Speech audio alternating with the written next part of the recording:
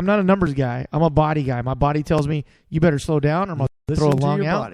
Yeah, exactly. That's, as we were talking about earlier, your body's going to tell you when to slow down. Right. Your body's going to tell you, what's going on. As Gary's talking about, and we're going to get into it real quick, they're good tools for training as a guide, but people rely on them too much, as you were talking about, as Gary's saying.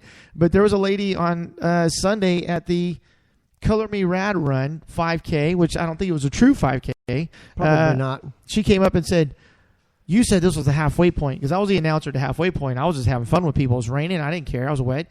And she goes, I was trying to run my fastest 5K. And I was like, ma'am, this wasn't a real 5K. It's a fun run. Right. They're throwing color at you. This isn't the World Championships. I said, I know you got your little GPS on it. It's telling you, where you are and all that stuff. I go, but this is not a real event. You're not going to the Olympics. This is not a qualifier. Yeah, that's right. Where's your Olympic medal? I don't see it.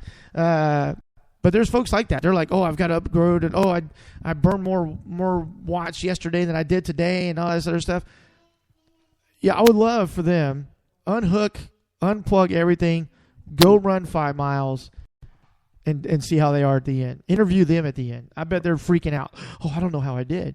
Right. But back in the day, we didn't have all that stuff. We just went and run. And you ran by how you felt. If you felt good, you pushed it a little bit. If you felt a little, if you got winded or whatever the case might be, you backed off a little bit.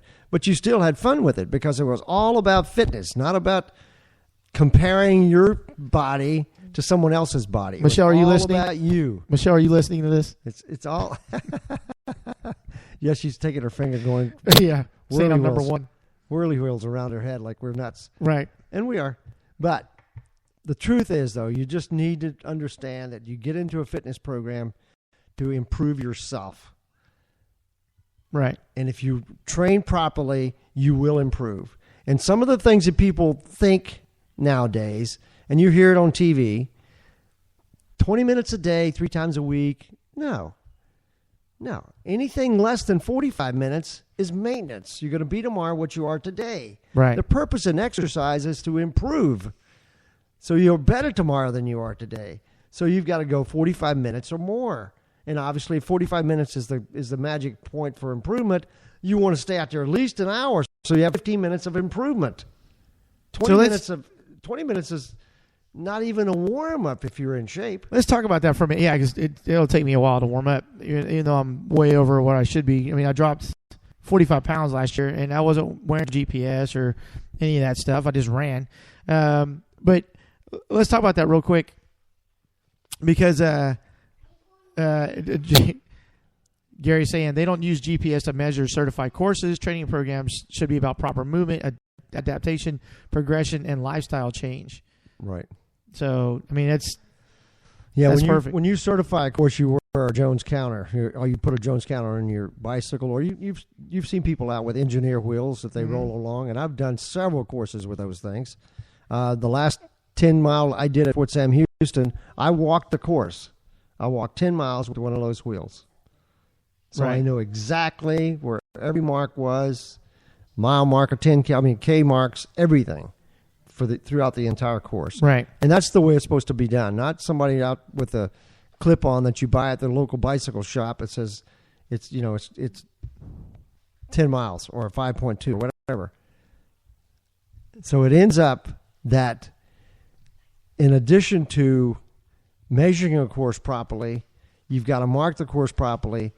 Nowadays, if you mark a park, especially the Riverwalk, with paint, you're nuts.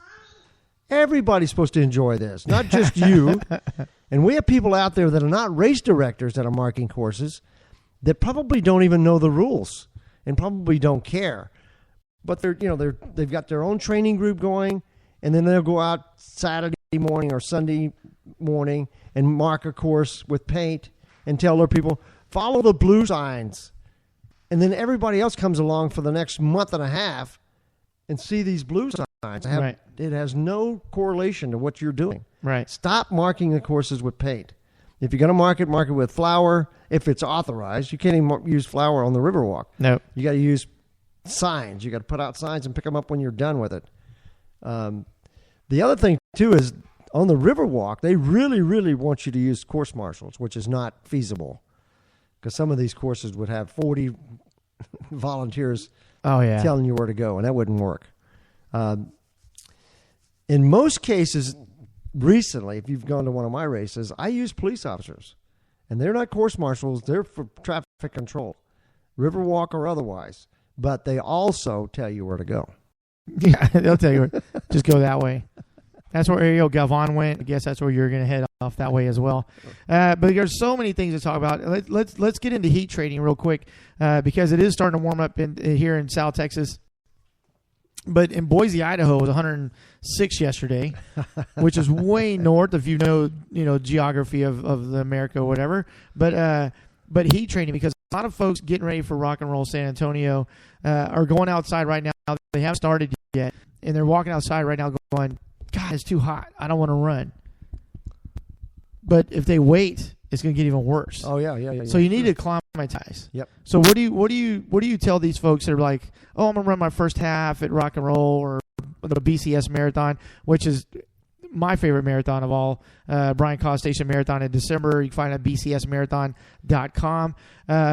But what do you tell these folks that are literally walking out the door, or like Michelle, who's starting marathon training on Thursday at the Let the Freedom Run 5K?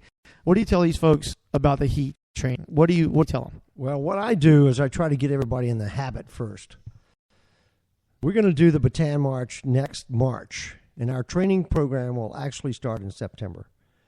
But I'm telling Jacob, right, your young brother, to start the habit now. Go out 3 days a week, pick the 3 days, and do something. Go out and walk. If you have a dog, walk the dog. Right. If you don't have the dog, walk with your friend, but walk 3 days a week, get in the habit.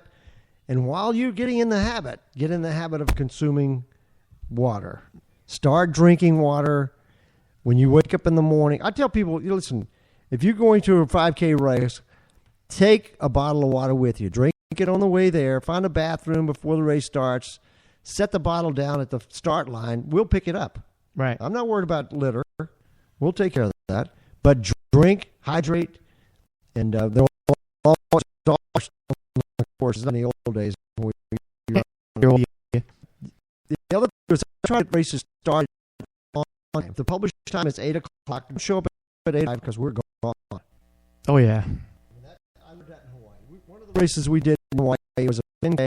Started out in the middle of this cane field. First of all, if there hadn't been people out there, you would have never found it because there was no marks at all. You just walk down this cane road, and bam, there's 100 people standing there. The gun goes off, and everybody leaves. If you'd have got there 1 minute after 6, these started at 6 o'clock in the morning. If you got there 1 minute after 6, there was no evidence that anybody had ever been there. Right. There was nothing to show you where it started.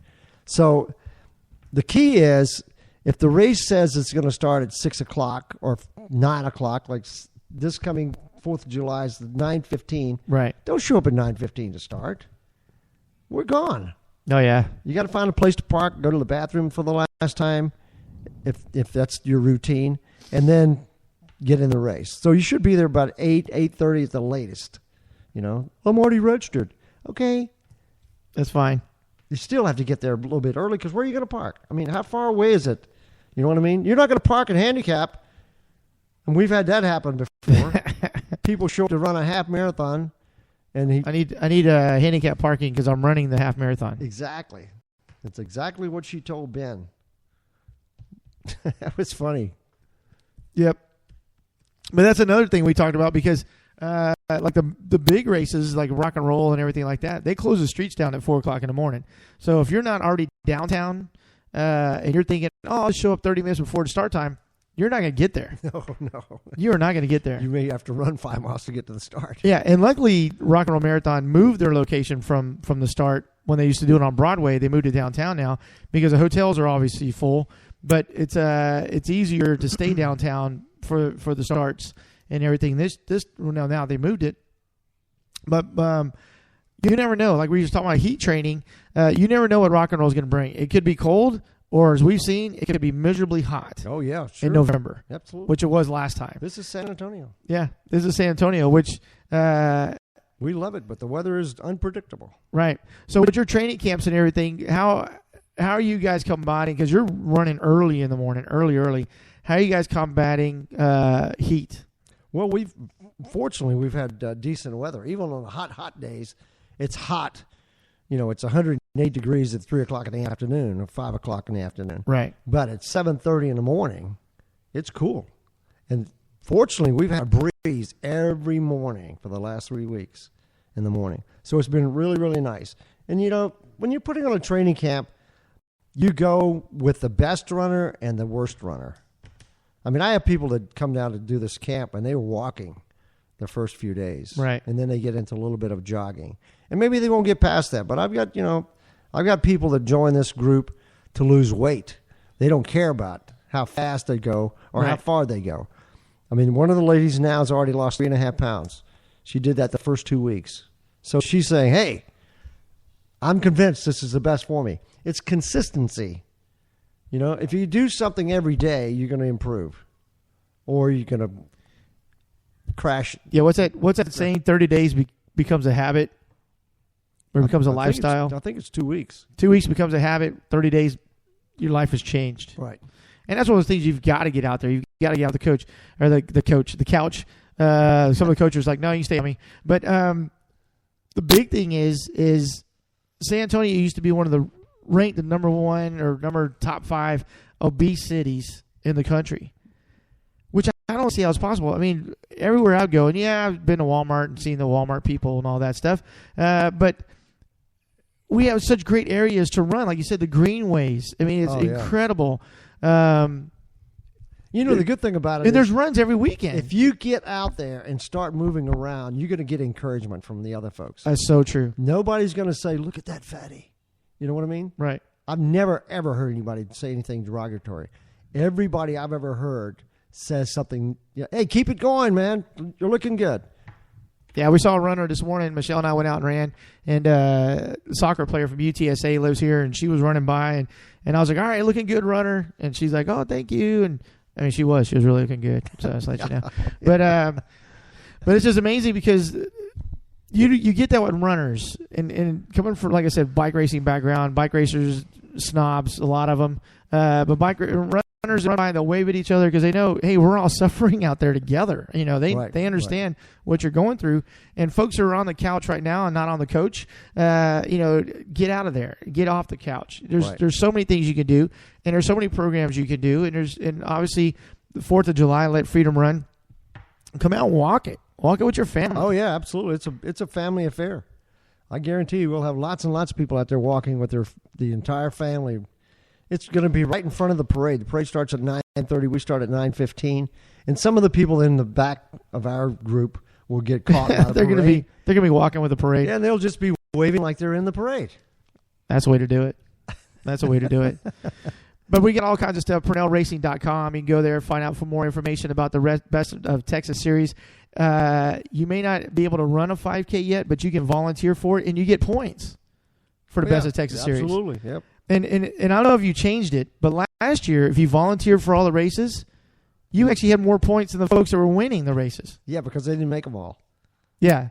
I mean, Justin, who does all my races, said, hey, Coach, if I was doing points rather than getting paid, I would have won this thing. Right. And I said, well, I'll take you off salary and let you just do them for points. And he goes, no. Yeah, no, give me the money. Give me the money. But there's so many things coming up. PurnellRacing.com. See what's going on. The Best of Texas series. Get ready for the Rock and Roll Marathon. BCS Marathon's December 8th. All kinds of stuff. There's training groups that you're doing, and I know what's today? Tuesday? I don't even know what the day is. Today's Tuesday. It messes me up when Michelle's on summer break because I'm not used to what day it is. But like you've got training groups on Monday, Wednesdays at 6:15 down at Joseph's Bakery, which is 3420 in North St. Mary's.